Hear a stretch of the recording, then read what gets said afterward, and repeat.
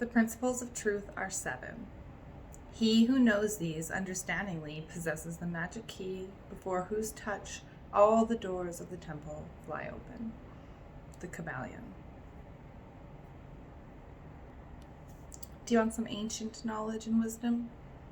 Today we're going to go over the Kybalion, the 7 Hermetic Principles that some people say govern the universe. So these were termed the 7 universal laws.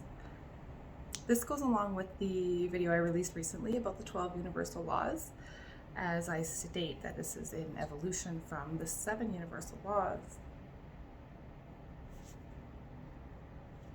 This wisdom is tens of thousands of years old. This is not a self-help book that was published 10 years ago.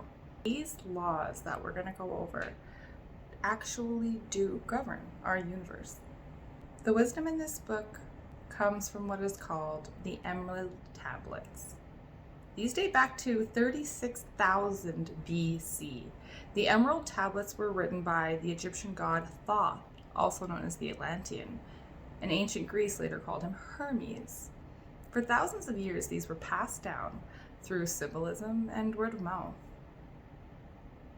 So the intro is the best place to start, which says, "When the ears of the student are ready to hear, then cometh the lips to fill them with wisdom." So what that's actually saying is that these 7 principles are now, you are now in a place in your evolution and your personal life that you are ready to hear and possibly understand and accept these for the truth that they are. These secret doctrines help us to understand the nature of reality and the nature of self. And we need to remember that all 7 of these principles are interlinked, and this is why I feel they've been adapted into the wider set of 12 universal laws. Principle number 1, the principle of mentalism. The all is mind, the universe is mental. Unpacking it, there are 3 realms: the physical, the mental, and the spiritual. And each one of those realms has their own set of observable laws, meaning when you're on the lower planes, the mental and the physical, understanding the higher planes of the spiritual realm can sometimes be harder to comprehend. There are some things that just can't be comprehended on this level of existence, which is where faith comes from.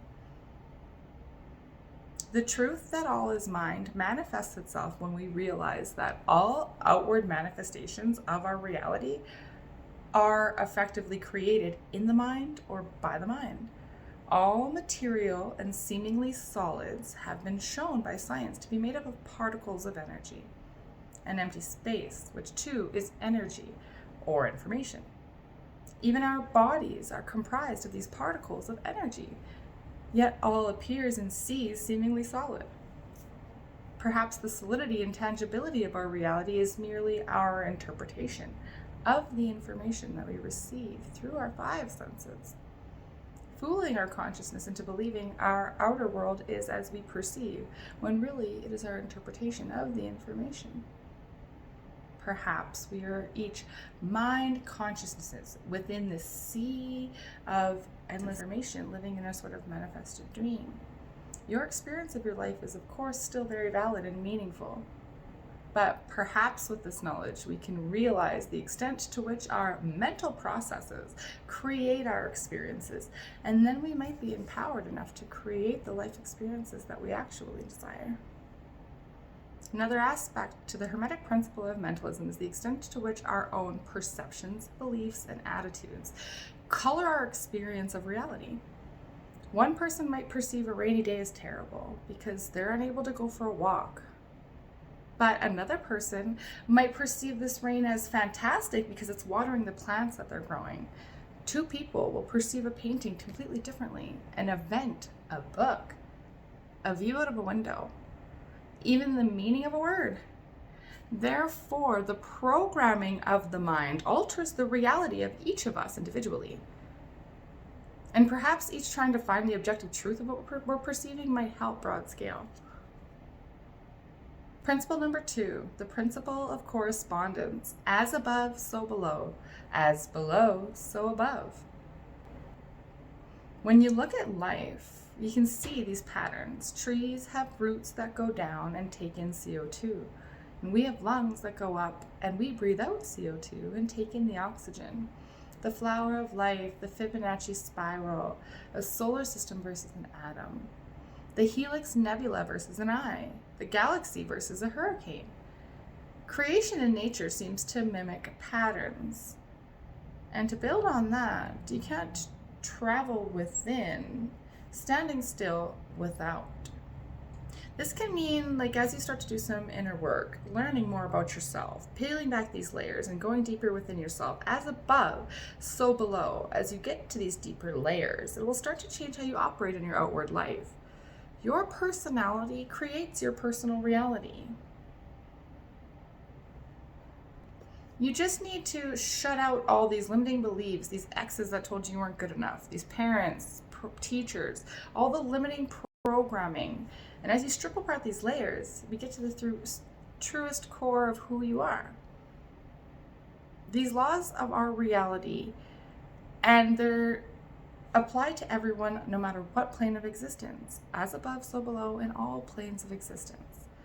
And the same laws apply to our lives. Like the law of free will belongs to all beings, whichever dimension, universe, density, we all have free will, meaning we all have the free will to choose and manifest. So we're not merely this set of automatons that are just controlled by this higher power. As above, so below regards the law of attraction, as in we each manifest our personal world and then together the collective reality, which is why we see these patterns at all levels of reality. The macros is created very much like the micro. The very large looks very similar to the very small. These shapes that all result from these various sequences that we see across the universe. What about our personal realities? The as within, so without is what is within each of us is reflected on the outside, which ties in really nicely with the first Hermetic principle of mentalism. Your reality is how you've manifested it all along. Everything on the outside corresponds with our inner world. Reality is also rather subjective to our own perceptions and points of view, creating our reality in these ways. For example, if you've developed a distrust in people due to unfavorable past experiences, then our outer world is filled with untrustworthy people. Even if we know this, we just live it.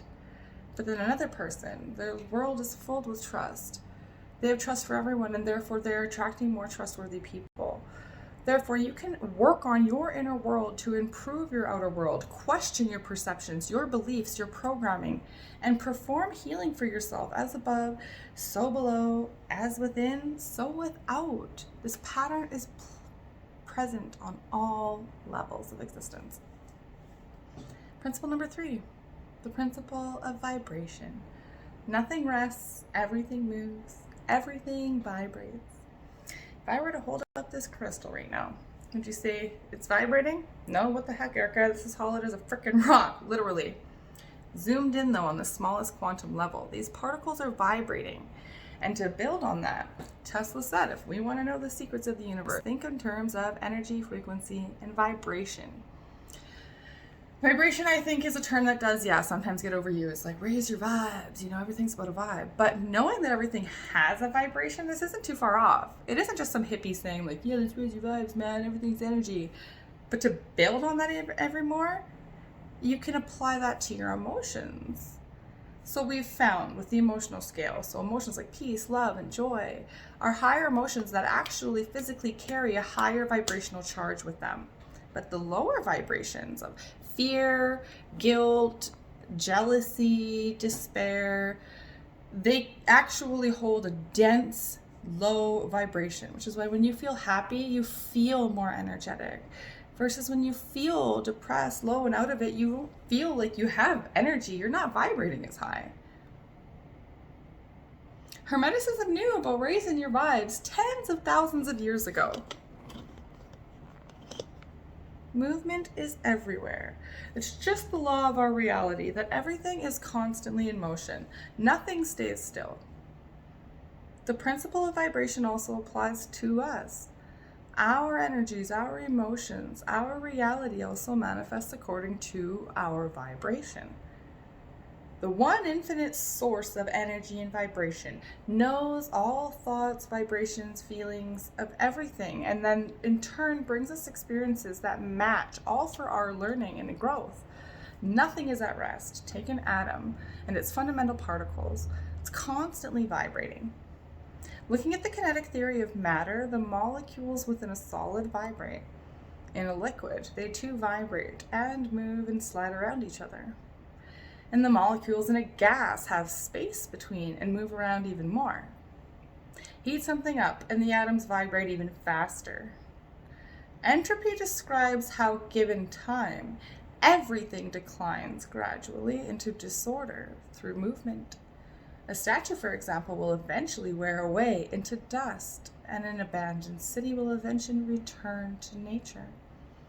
Perhaps disorder from our 3D perspective, but in truth, things are just returning to the natural state through the constant movement and change of energy. The unified field, the one energetic source of information that is our reality, is said to be waves of probability, waves that vibrate at specific frequencies. The electromagnetic spectrum, too, involves vibration, certain wavelengths that we can perceive, i.e. visible light, and then there's others that we can't, such as UV light or radio waves. Regarding our emotions and our own vibrational states, the Kybalion says and teach that all manifestation of thought, emotion, reason, will, or desire, or any mental state or condition are accompanied by vibrations, a portion of which are thrown off, and which tend to affect the minds of other persons by induction. This is the principle that produces the phenomena of telepathy, mental influence, and other forms of the action and power of mind over mind. Therefore, an awareness of our own vibrational state is key for self-awareness, self-realization, and not becoming a victim to the projections of all those who have stronger wills around you.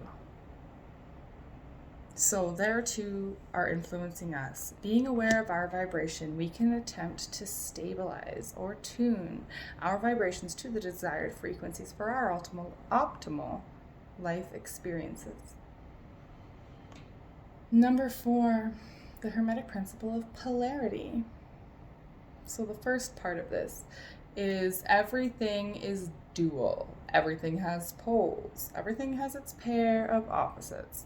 Everything has an opposite. Night and day, up, down, east, west, happy, sad, male, female, on, off, hot, cold.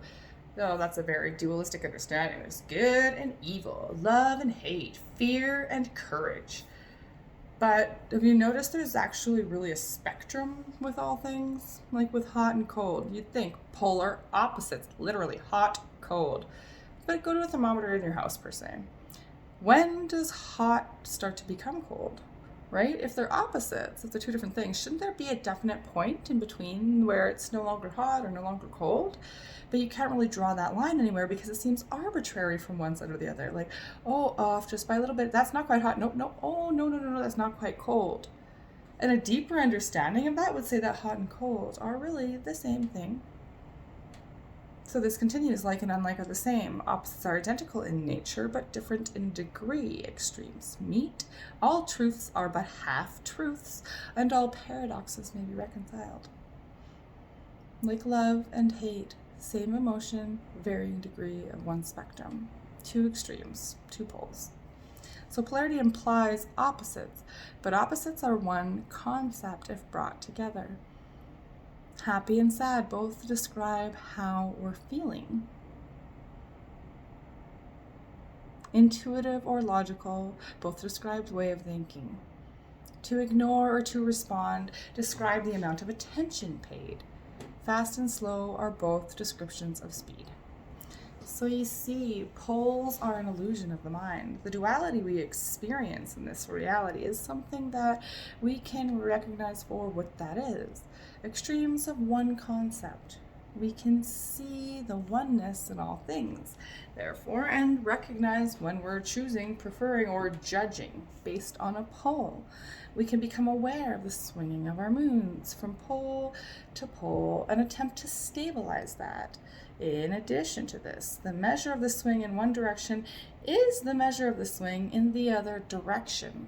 And we can reduce these swings and settle these down by awareness. You know, some people might perceive this, the enjoyability of a certain event as boring, while the person beside them might be super excited. Therefore, there is subjectiveness again. Where does fast and slow begin? I might think my friend's driving super slow. She might think she's going really quick. And we can sometimes unfairly judge and pigeonhole people based on these perceptions, whereas one of us may perceive someone as reckless, but they just perceive themselves as adventurous. The Kybalion state that all paradoxes will be reconciled. So we cannot speak in absolutes nor make assumptions. We can attempt to combine our perceptions of poles and polarity on our journey towards oneness.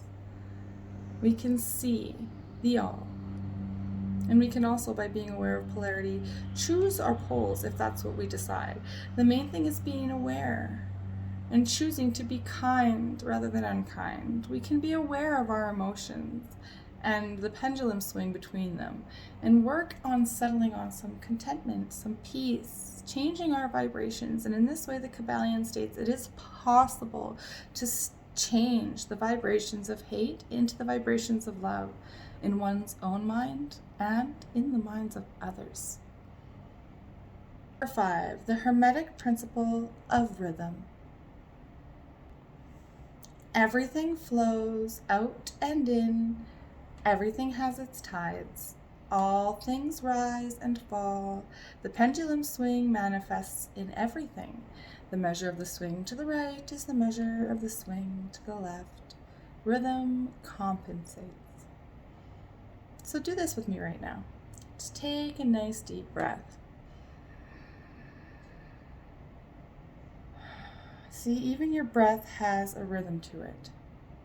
And we could argue that when things don't have rhythm, that's when it ceases to exist. That life force within you that keeps your heart beating, if you don't have that rhythm, what'll happen? You die.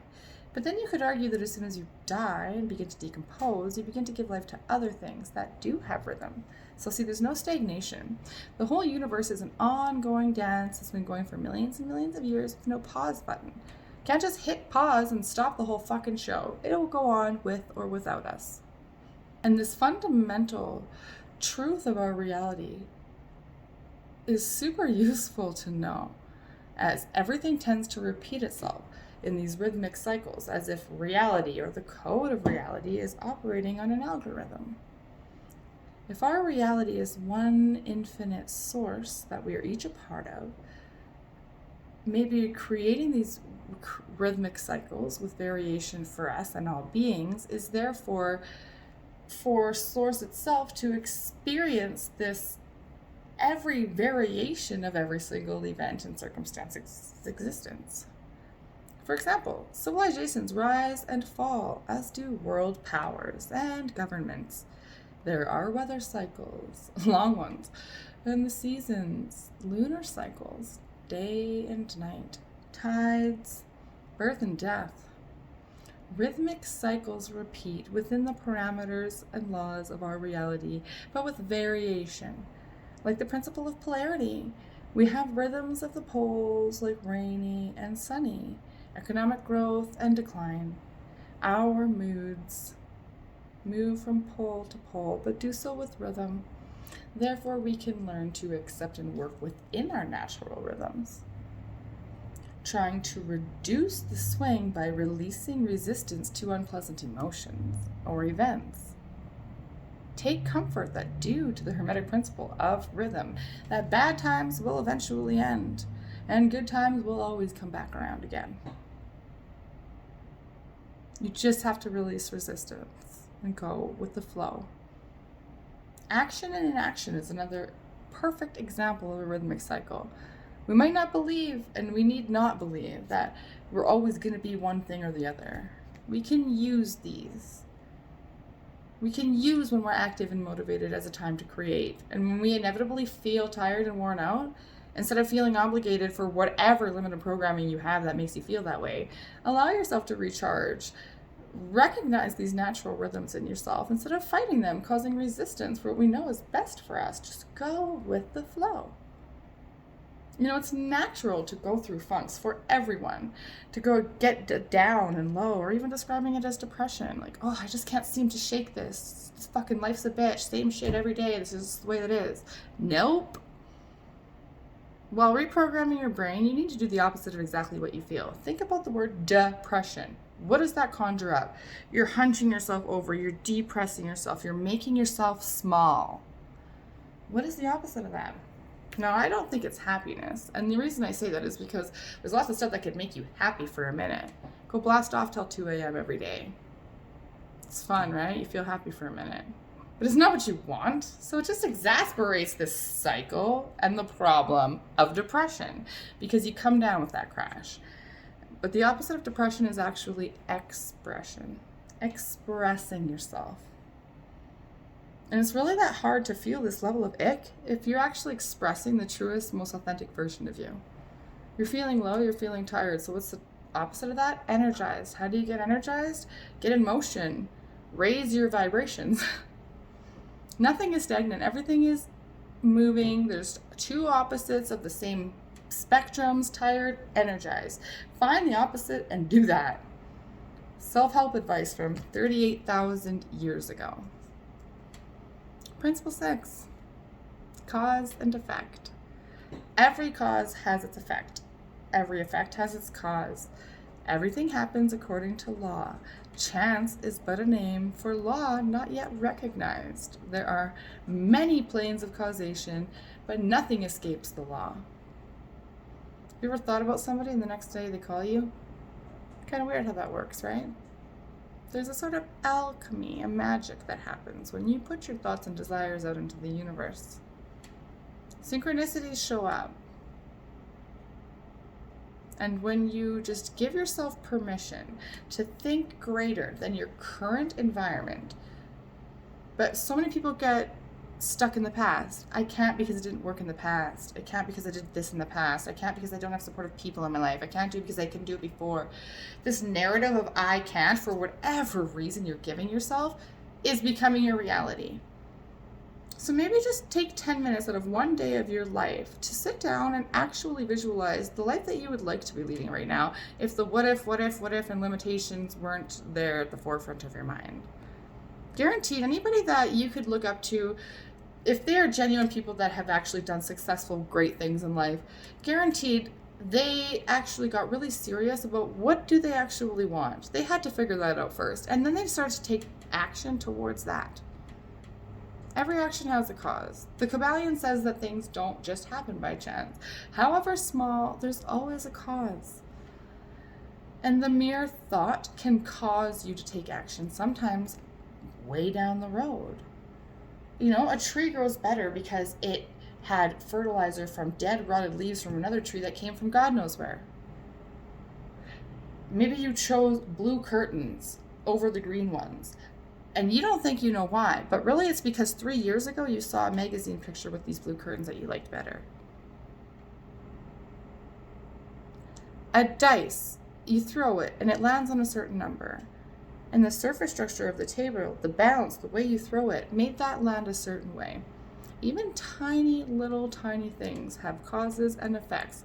Smiling at a stranger could change their day, changing the entire way that they feel, causing them to take an entirely different set of actions, circumstances, and everything in their life to lead to a more positive change. Everything has an effect. We can have better control over our reality by perceiving ourselves as being the causers, by understanding that instead of being at the mercy of the effects of the universe and those around us. Everything you do has a cause and an effect. So we need to start consciously thinking, are our inactions causing the effects that we want? Are our actions causing the effects that we want? We need not be at the frickin' mercy of the people around you with stronger wills than you. Your not caring attitude or becoming acquiescent to the things around you is just making you a victim to the stronger wills of those around you. So everything that they then feel about you is actually becoming a reality. So say you're an alcoholic, just for an example, and there's tons of people around you that think that there's not a chance in the world that you're ever not going to be an alcoholic, and you're not taking any actions to stop drinking. These people's wills are quite literally controlling your entire reality. There are causes and effects for everything. Everything is energy. Now finally, number 7, the Hermetic Principle of gender. Gender is in everything. Everything has a masculine and a feminine gender. Gender manifests in all things. Masculine and feminine energy goes way beyond biological sex. There are, of course, men with very feminine energies and men and women with very masculine energies. Expanding on that, look at even self-development stuff. The advice categories can be kind of split into 2. Masculine oriented, which will tell you work your face off, hustle culture, be more productive, get your shit done, here's 50 hacks, ego driven, business type of advice. And anytime you're trying to really achieve something with a definite or quantifiable goal, that masculine energy advice would work well. And then you've heard of people, the story that gets talked about, like, oh, I had it all and I wasn't happy. Or you see those people all over the place. Why is this such a cliche? Because we know that that's not the whole battle. There's a call for balance. There's a call for the feminine energy. Exist in the now. Be here now. The present moment is all there is. Go with the flow. So, there's 2 polar camps. There's people that are more drawn to my type of videos, chakras, manifestation, intuition. And there's other people that'll be just drawn to, get off your ass, you crazy hippie, stop staring at crystals, get your shit together. You know what I mean? So which one do you take? Neither. You have to understand that there's a middle path. Recognizing that there's these 2 poles. Are you enjoying the success of your life that would happen from integrating both parts of you? The concept of polarity, these 2 paths are still the same thing. They're on the same spectrum. They're just 2 polar opposites. The masculine and feminine energies catalyze each other, always generating and regenerating. And not only in reproduction, but these energies are required in the creation, movement, action, and vibration of everything. We see all of the Hermetic principles coming together in this law. Every biological male has feminine elements and every biological female has masculine elements, each to a varying degree. And then the level of mind, the Hermetic principle of gender says that masculine energies can be represented by drive, will, power, action, and the feminine can represent intuition, creativity, imagination, feeling, nurturing, and empathy. And in addition to that, the logical left brain is characterized by masculine energies, and the intuitive, creative right brain is characterized by feminine energies. And we all have both a left and right brain, but each of us will rely on one side more than the other to a varying degree.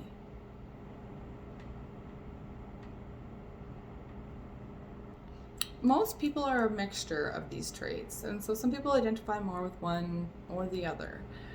But the Hermetic principle of polarity applies as well. The masculine and feminine are both poles of the same thing, of gender. And we can become of where we lie on the spectrum and choose to balance between or towards one pole, depending on what feels right to us and makes us happy inside.